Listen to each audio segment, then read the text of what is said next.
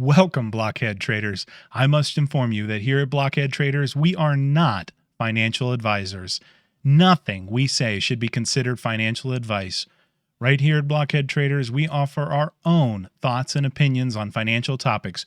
We do this to provide you with additional references and viewpoints so that you can form your own financial decisions. Today is Sunday, March 28th, 2021, and this is Blockhead Traders Weekly. This week, it's just myself, Sprocket888, joining you. This week, we're going to cover the basics of premium selling. But before I jump into the basics of premium selling, I want to give a shout out to our Discord channel and remind you that in the link in the description below, you can join our Discord channel. It's open to everybody. And in the Discord channel are several people that trade options regularly, including myself. We hang out in there, love to answer questions. A lot of times when I'm thinking about making trades throughout the week, I'll kind of first post the trade that I'm considering in the Discord.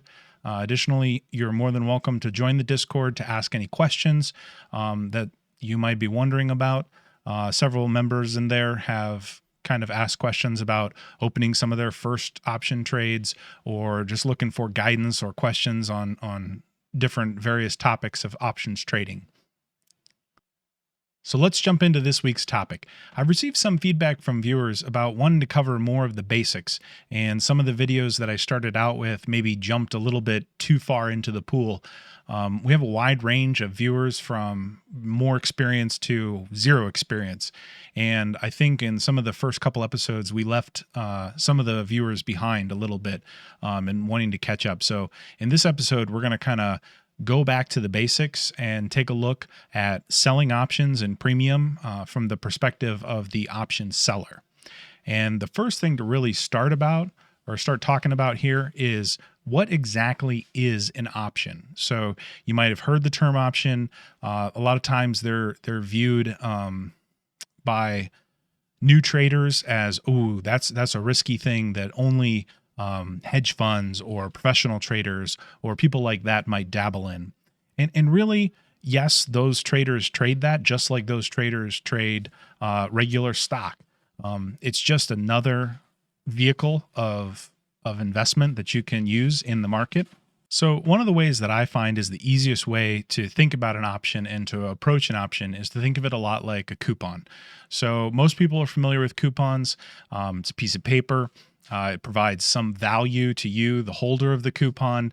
Usually it's some sort of discount on a particular product or service that you might want to buy. Coupons typically have expiration dates, so they're not good forever. A lot of times coupons are free. You get them out of the paper or they get put in your mailbox as kind of junk mail.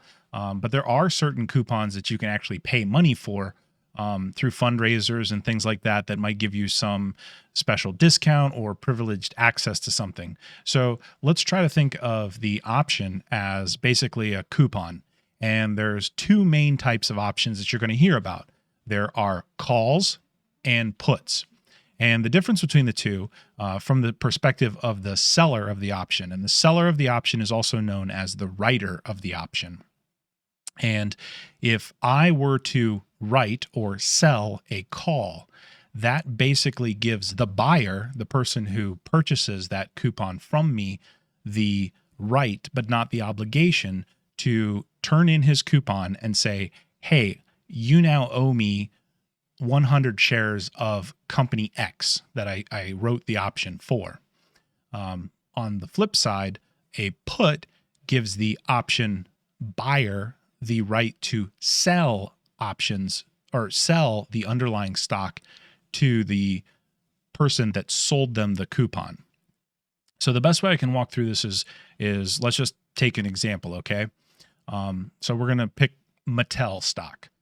So Mattel shares are out there. They're trading for around $20 a share, I think, right now. And they have options, okay? So if you are someone who is super bullish on Mattel, you might want the ability to buy Mattel stock at, let's say, $23 a share.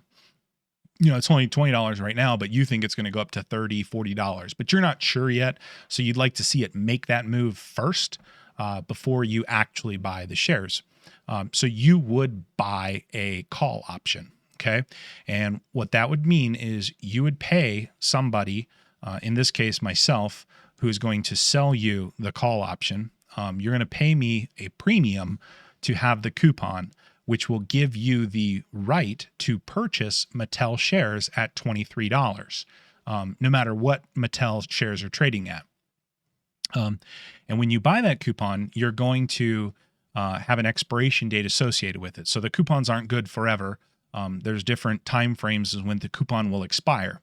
But there's lots of different months to pick from, and we'll get into an example. I'll pull some stuff up here in a minute.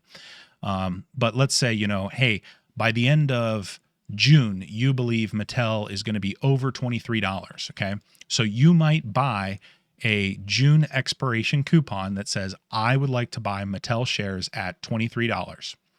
And I am willing to sell you that coupon because I don't really think that Mattel is going to get that high. So I would sell you that coupon for, say, $1. Okay. So you give me $1 for every share, and each contract represents 100 shares of stock. So if you buy an option to sell Mattel at $23 for $1, you're actually going to pay $100 to me, because you're paying that dollar for every share that you're going to have the option to buy at $23. And I'll collect that money and I will hold that money. Now, you have the coupon that says I have the ability to buy Mattel shares at $23. So at any time between now and when that option expires, you can turn that coupon in and say, hey, I want to redeem this coupon and I would like to buy 100 shares of Mattel for $23. So let's say in, a month from now, so sometime in May, Mattel makes it up to $30. And you're like, great, I want to buy Mattel at $23. You have the coupon that allows you to do that. You would come to me and you would turn in your coupon and you would say, I would like to buy Mattel shares at $23. Please give me 100 of them. So you would give me at that time $2,300, and I would be obligated to give you 100 shares of Mattel. If I didn't have any shares of Mattel, I basically need to go purchase those shares from the market around $30 and then sell them to you for $23, losing $700 in the process because it's 100 shares. Now, the flip side of that is a put contract. Now, the put contract allows you, the option buyer, to basically sell shares at a given price. So Mattel is trading around $20. You're not too sure what might happen. So you might buy a put contract for, let's say, $18. Okay. And that would allow you to sell 100 shares of Mattel stock for $18, no matter what Mattel is trading at. So if tomorrow it comes out and, Mattel is going bankrupt and their finances are out of whack and the company is just in bad financial shape, their stock price is going to dive. Okay. And if that stock price gets down, say $10, you have a coupon that allows you to sell Mattel for $18, even though it's trading at $10. So in that case, you would turn in your coupon that you purchased, and you would then be able to sell your shares at $18 each to whoever that coupon was sold by. Now, option pricing is taken care of in a thing called the option chain. So no matter who your broker is or where you're trading your stock and your shares, there's always going to be an option chain associated with every equity that's out there. So I'm going to go ahead and I'm going to pull up the option chain for Mattel, and we're going to talk about a few things. Okay, so on the screen here is the option chain for Mattel. And the first thing that I want to kind of call out here on this option chain, you can see that currently, Mattel closed on Friday around $20.19. And in the option chain, it's going to be broken down by different expiration dates. So I mentioned that the coupons that you can buy or sell all have predefined dates. And basically, the ones that you're listed here in your option change are the ones that are open for trading. They typically, some options have weekly expirations. This one does. Other underlyings only have monthly options, in which case these yellow ones wouldn't be here. You just have the gray ones. And there is always the current month available as well as the next month. So this is the current month is kind of called the front month, and then the following month is called the back month. And the reason you don't see March, even though we're still in March, is monthly options expire on the third Friday of every month. And because we're already past the third Friday in March, there is no more March monthly options. The front month right now is April, and those will expire the third Friday in April, which in this case is April 16th. Now, after April 16th, the next month will then open up and appear in this option change. So June options will appear only after April has reached their expiration. There are quarterly options that will kind of be up here, so you can kind of see there already is July, then October, and then usually there is what's considered a leap. You might hear the term leap, but that basically just means really far out in time. So they'll always have kind of January expirations of the following year and usually the year after. So this is where you would choose, when do you want your coupon to expire? No matter if you're selling it or if you're buying it, you want to know what's the expiration date that I want to have on my coupon. So let's go ahead and take a look at May option chain. So I'm going to expand the May option chain, and what you're going to see is there's two columns here. The column on the left side is the call column. So these are all of the pricing for all the call options. Then on the right side are all the pricing options for the put option. Now, there are two terms that you might hear with respect to the price or value of the option. There is intrinsic value in an option and extrinsic value. Okay. And the best way to think of this is intrinsic value is value that you can't take away from the option. Okay. So in one of my examples, I mentioned, if Mattel was trading at $23, or if you had a strike at $23 in Mattel, but they were trading at $30, the difference between where Mattel is trading at and the strike price of the option, that number is going to be the value that is intrinsic to the option. So that's value that can't ever go away. It can't ever be erased. So when we were talking about call options, if you had the ability to buy a Mattel share at $23, but Mattel was trading at $30, that option, which gives you the right to buy Mattel at $23, has at $7 of intrinsic value. Okay. So when a option price is above the strike price, so when the price of the underlying equity is above the option strike price, that option is considered to be in the money. So if we look right here in Mattel in this window, because Mattel is trading a little bit over $20, every call option that is less than $20.19 is considered in the money. So it's all colored in kind of a blue or purple here on this trading platform that I'm using. This is TD Ameritrade's Thinkorswim. In the put side, because the role is reversed and it gives you the option to sell at a particular price, all the prices that are higher than $20.19 are considered in the money. So a $30 put option is considered in the money. $25 is in the money because that price is better than where the current underlying is actually at. So you will see that abbreviated as ITM for in the money. The opposite of that is out of the money, or OTM. So in this case, if you have a call option for Mattel that is good for the $23 strike price, that is greater than the current price of $20. Therefore, that option is out of the money. And, another way to think about that is, would you ever want to turn in your coupon to buy Mattel at $23 if it's currently trading at $20? No, you wouldn't, because it would be cheaper to just go to the market and buy the shares of Mattel at $20 versus turning in your coupon if it's trading, or if your coupon is good for $23.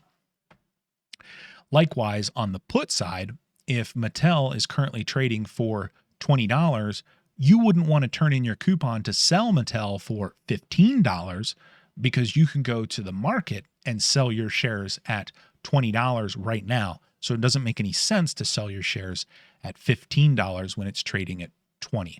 That's why they're considered out of the money. Then there's a special price, and that is basically the strike that is closest to the share price. So in this case, the share price is at $20.19. So the $20 strike here is the closest strike to that share price, and that is considered at the money. So it's also abbreviated ATM. So the farther away you get from the money, the cheaper the option is, because there is less probability that the price will reach that strike.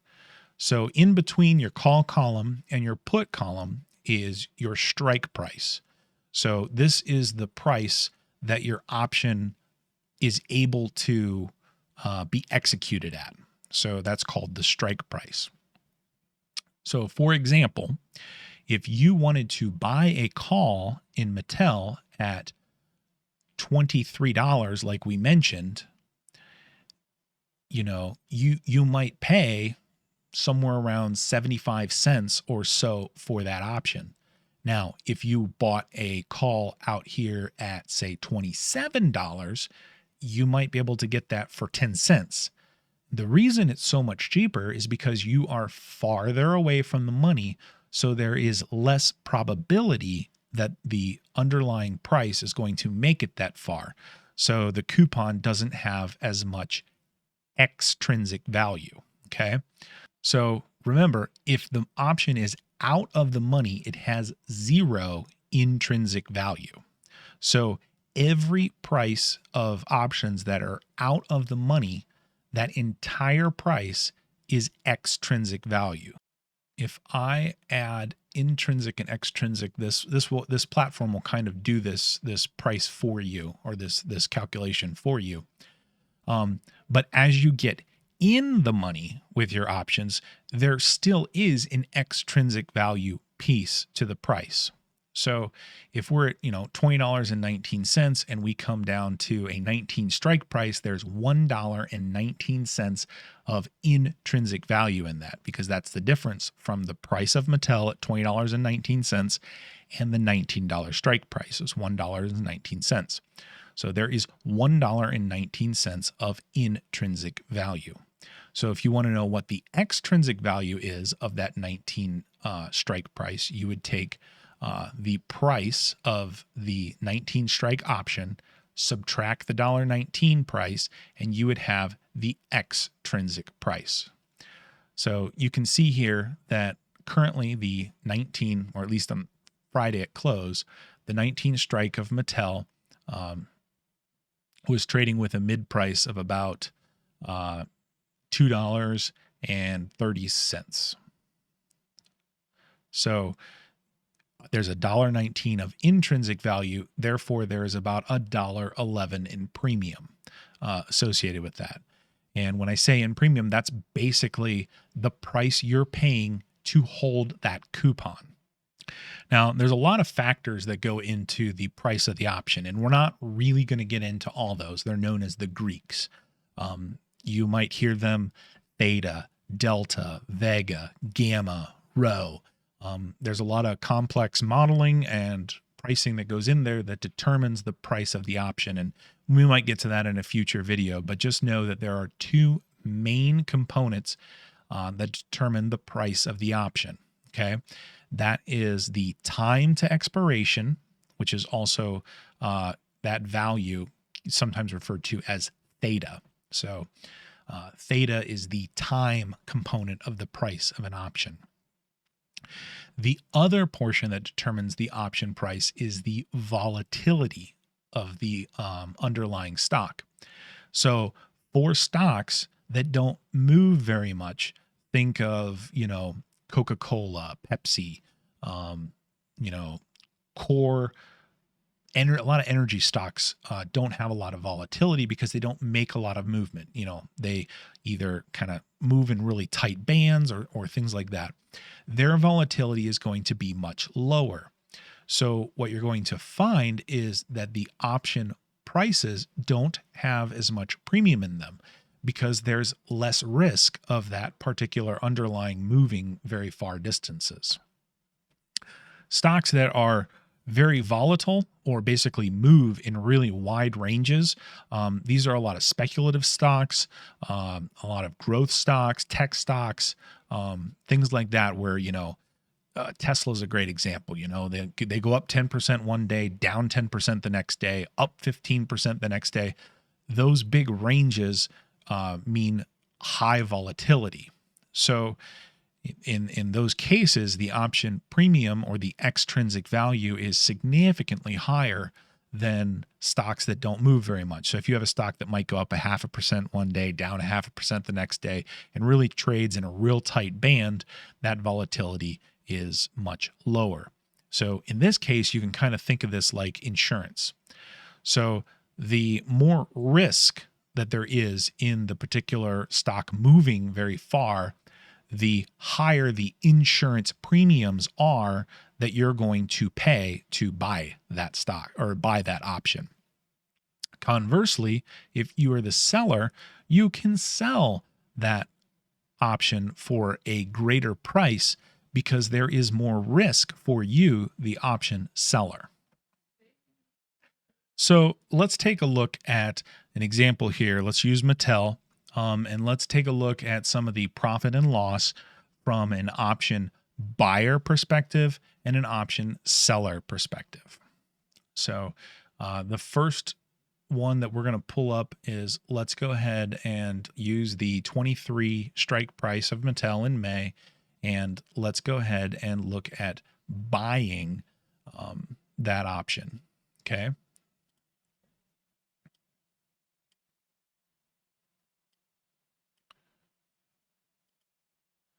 So I'm just adjusting here a couple of things to show on this graph.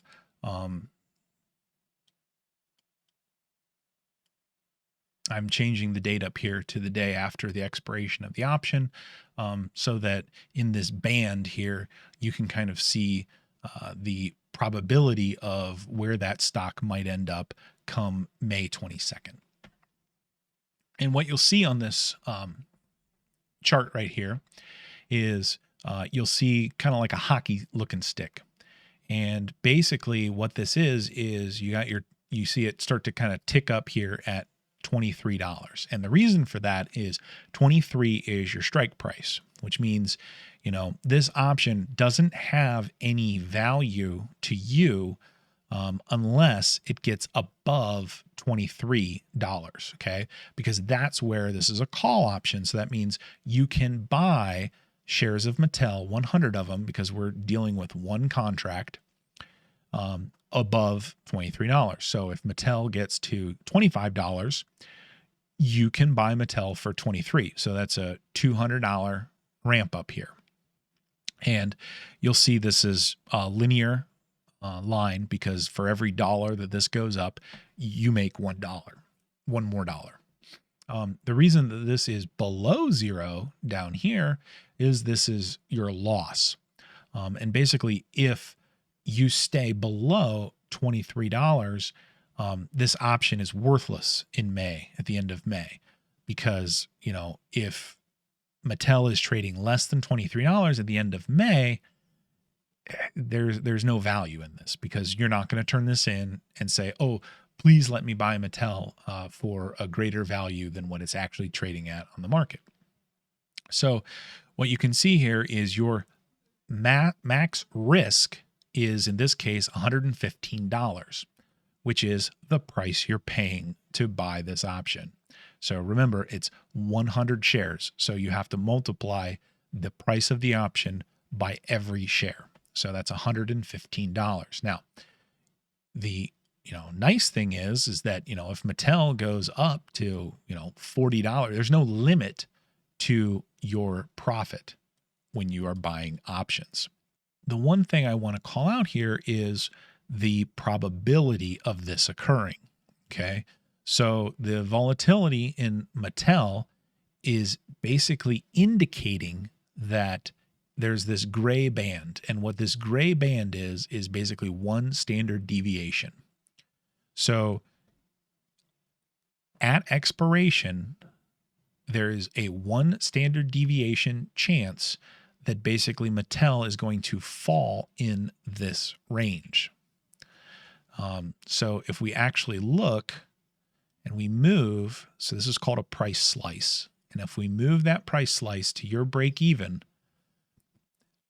there is basically a 20.59% chance that this stock is going to close above your break even. So your break even is basically, you need the stock to move above $23 by $1.15. Okay. Because you need to make back the $115 that you spent to have this coupon.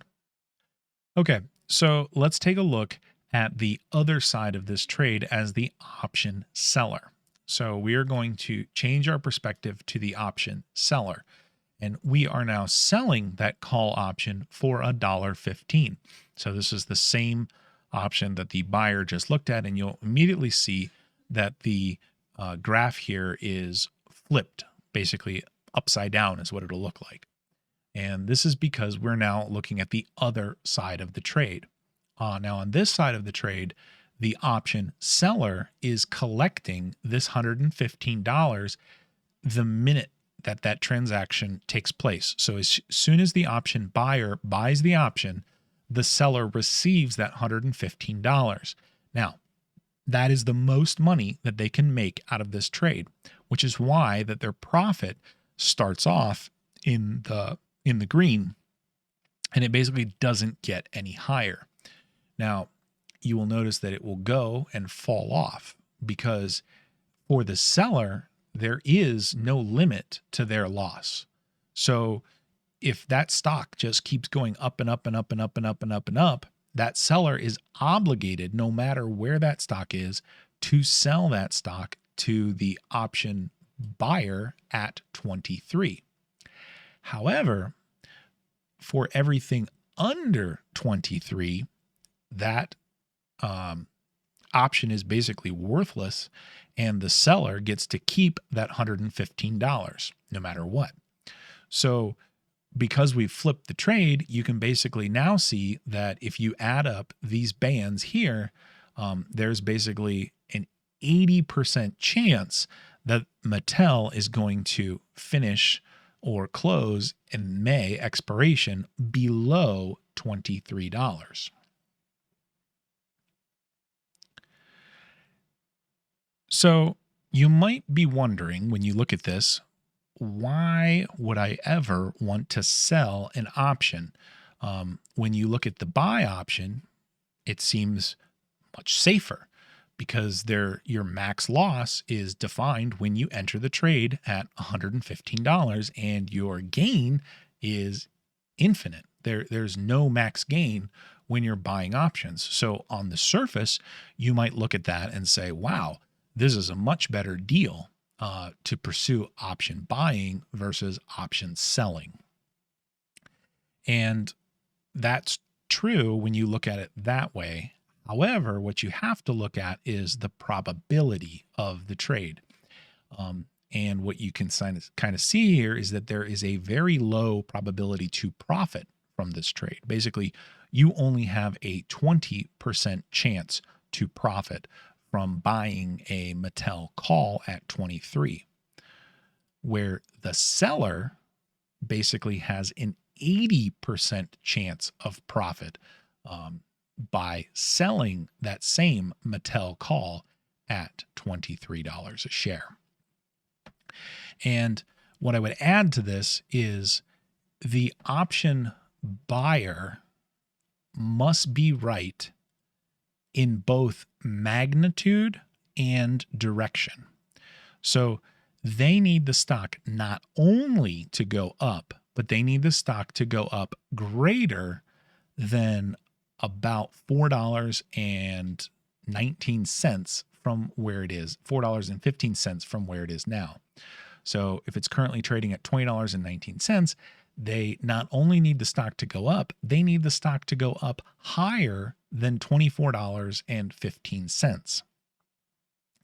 So, anything less than that, and that option buyer is not going to win that trade. Whereas the seller, he's collecting his money as soon as the option is sold. So all he cares about is that that underlying price does not get higher than $24.15.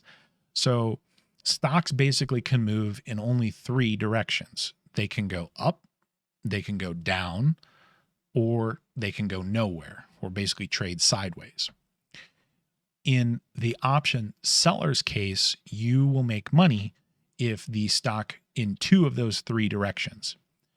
The option buyer will only make money in one of those directions, and only if it goes far enough in that particular direction. So there is a technique that you can use as an option seller to better define your max loss, okay? If you recall, the option buyer always knows his max loss when they enter the trade. Their max loss is the amount of money that they paid for the coupon, because that coupon can expire completely worthless, thus losing 100% of their investment into that coupon. So as an option seller, we can leverage this ability to basically limit our loss. So let's keep with this example of Mattel at $23, and let's go back to the option chain. So what we can do is we can go out further from $23 to $27, and we can buy a $27 strike price call option, which gives us the ability to buy the shares at $27 each should the share price go above 27. And we can do that trade for $1. That's because the option we're selling will sell for $1.15, and then the option we are buying is going to cost us 15 cents. So we basically net a $1 credit. So if we look at the P&L of this trade, what you see is basically this backwards Z thing. And that is because when you make the initial trade, you're going to collect $1, and you will have a max loss of $300. And the reason that you'll have a max loss of $300 is because in the worst case scenario, the price of Mattel will go over $27 by the end of May, at which point you will be obligated to buy or to sell shares of Mattel at 23 to the person you sold your option to. However, you have the ability to buy at 27 because you also bought an option with a 27 strike price. So the max loss is the difference between 23 to 27, which is $4. Okay. So your max loss is $400. Now it shows up here as $300 because you collected $1 on the trade. So a $4 max loss minus $1 in premium that you collected equals a trade max loss of $300. And it's important to realize here that if we slide this price out to 27, you can see that there is basically only a 10% chance that the stock of Mattel is going to be over $27 at the end of May. Now, this is a safer trade because you've defined your max loss. So it doesn't matter if Mattel goes to $100, you're protected because you have this $27 call option that you bought. And this is actually what's called a option spread. It's a spread because you have two different expirations working together to create a particular profit loss graph. And this is known as a vertical spread. So in this case, because we traded the call side of this, this is a call vertical. If we'd have done this trade on the put side, this would be a put vertical. When we do the trade collecting a credit, that is called a call credit vertical spread. And if you did it for a debit, means you had to pay for the spread, that is called a call debit spread or a call debit vertical. So this is the type of trade that I kind of recommend first-time traders start with, the defined max gain and defined max loss. In this case, you basically get exposure to premium selling without the fear or risk of the naked option trade. And the naked option trade is basically without this protection leg where you have an unlimited loss. That type of position is also referred to as a naked position. So with this defined risk, the first-time trader can know worst case scenario, he's losing $300. Best case scenario is gaining $100. If you look at the probability here, you can see that there is about a 20% chance that you will make your $100, or sorry, an 80% chance you will make your $100. There's about a 10% chance you're going to lose some money that is less than your max loss, and then a 10% chance of losing your max loss or your max risk here, in this case, $300. So 20% chance overall of losing, but an 80% chance of winning. And it's this high probability trade that basically lends itself well to the option seller. So the option seller is going to engage in multiple high probability trades to accumulate a lot of these $100 plays. So when I actually first started learning options, the call vertical and put vertical are the two trades that I started with to learn from the very beginning. And I would do trades that were only $1 wide. So in this case, this is $4 wide. $1 wide would basically be when there's only $1 between your short strike and your long strike. Mattel, we could take a look at a $1 wide trade here. So if we just move this up to $24,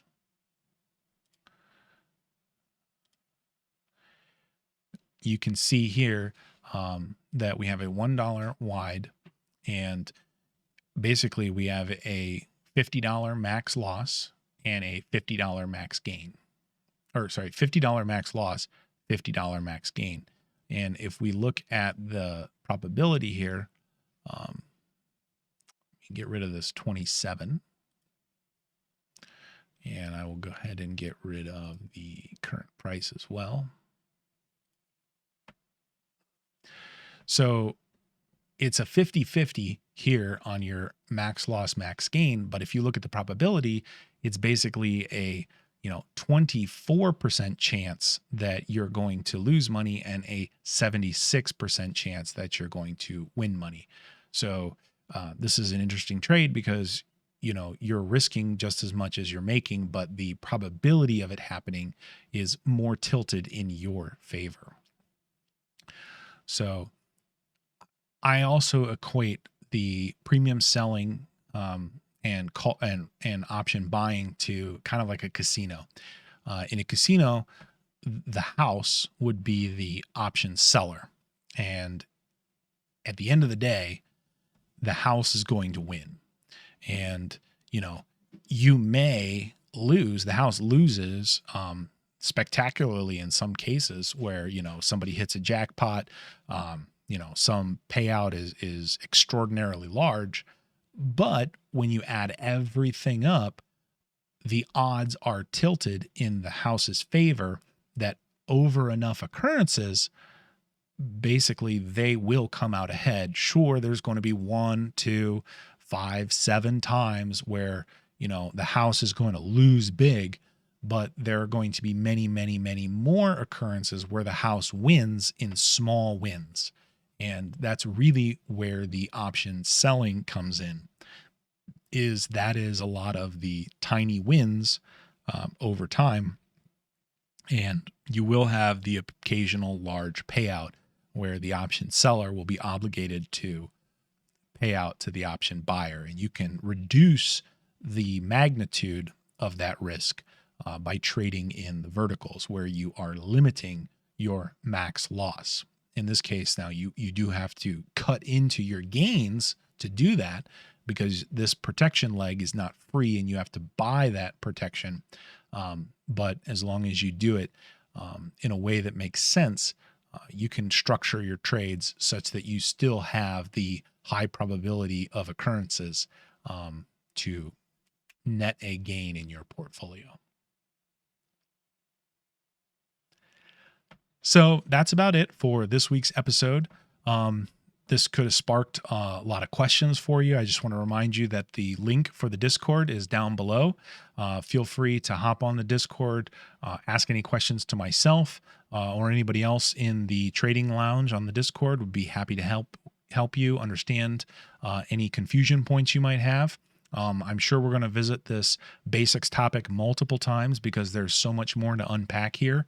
And there's a lot more to get into that we didn't even scratch the surface on today. So look forward to seeing you guys in the Discord room. Leave a comment on the video below if there's something you'd like to see us talk about in a future video. Otherwise, take care and remember to think outside the block.